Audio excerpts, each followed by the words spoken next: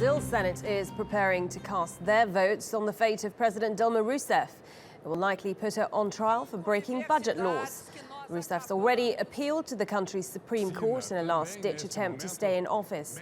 If a majority agrees to put her on trial, Rousseff will be suspended from office on Thursday, leaving the Vice President, Michel Temer, in power for up to 6 months. To get the very latest on this, let's speak to Anelise Borges, who is in Brasilia. Anelise, I believe Dilma Rousseff has taken to the stage. She's been speaking to her supporters, despite the fact that she might only have a few hours left in power. What is the very latest in terms of this impeachment motion against her?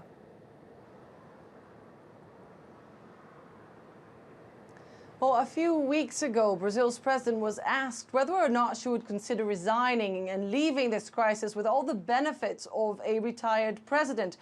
Dilma Rousseff's answer was never. And once again this Tuesday, when she spoke to her supporters here in the capital, Brasilia, she renewed that vow. She once again spoke about this battle she has been fighting. She says she's not tired of it and she will continue to work here in this country and for this country until the end of her second mandate in December 2018. So a very confident Brazilian president there on stage this Tuesday. And that, of course, follows a last-minute bid by the government to try and suspend the impeachment process.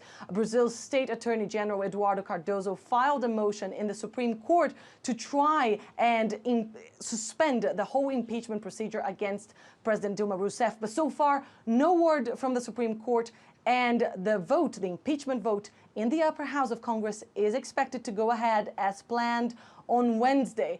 There was so much drama, so many twists and turns here in Brazil in the last few days that the ordinary Brazilian was left wondering if there's an end in sight for this political chaos that has engulfed the country. With hours to go before a crucial vote that will decide the fate of President Dilma Rousseff, Brazilians seem confused by just where the story is going next.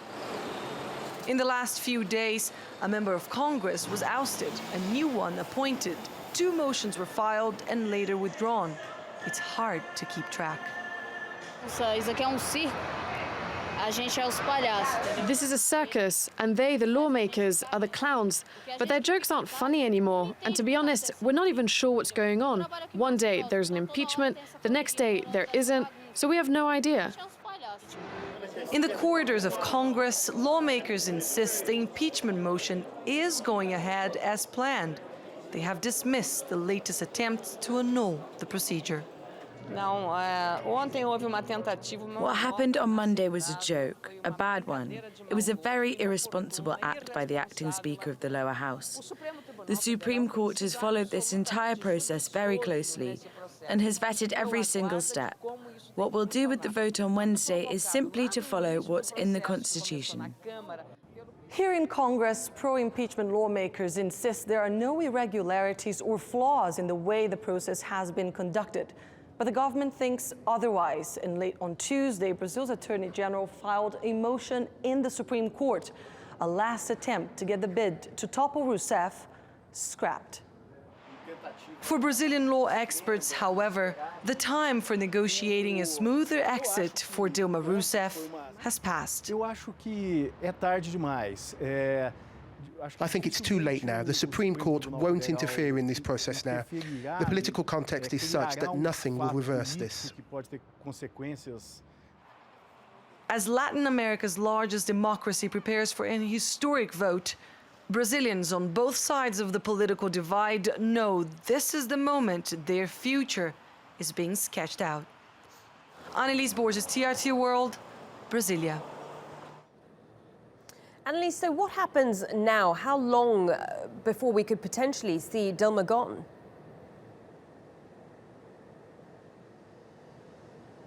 Well, that vote is expected to last quite a few hours, and indeed, senators are largely expected to vote in favor of impeaching Dilma Rousseff, in which case a trial will begin and Dilma Rousseff will be suspended from office. That trial can take up to 6 months. It doesn't mean it will take the full 6 months, but if it takes any longer, What happens then? Well, Dilma Rousseff returns to office. She returns to power pending a final ruling.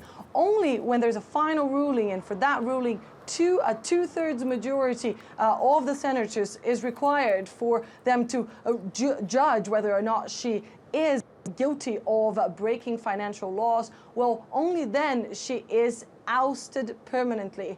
And of course, during the time of this trial, her vice president, Michel Temer, is expected to take office, to be in power. But it is so complicated what's happening here in Brazil at the moment. And just to give you an idea, Michel Temer is also facing an impeachment procedure himself on charges very similar to those that are being held against Dilma Rousseff. And now, of course, with the next one in line for succeeding Dilma Rousseff in power, Mr. Eduardo Cunha, also ousted, the situation is very uncertain. So thousands of people took to the streets in major cities across Brazil this Tuesday to demand that Dilma Rousseff stays in power. Those are Dilma Rousseff supporters. They believe that the attempt to oust a democratic elected leader is nothing short of a coup d'etat. Okay, Anelise, good to speak to you. I'm sure those twists and turns will continue.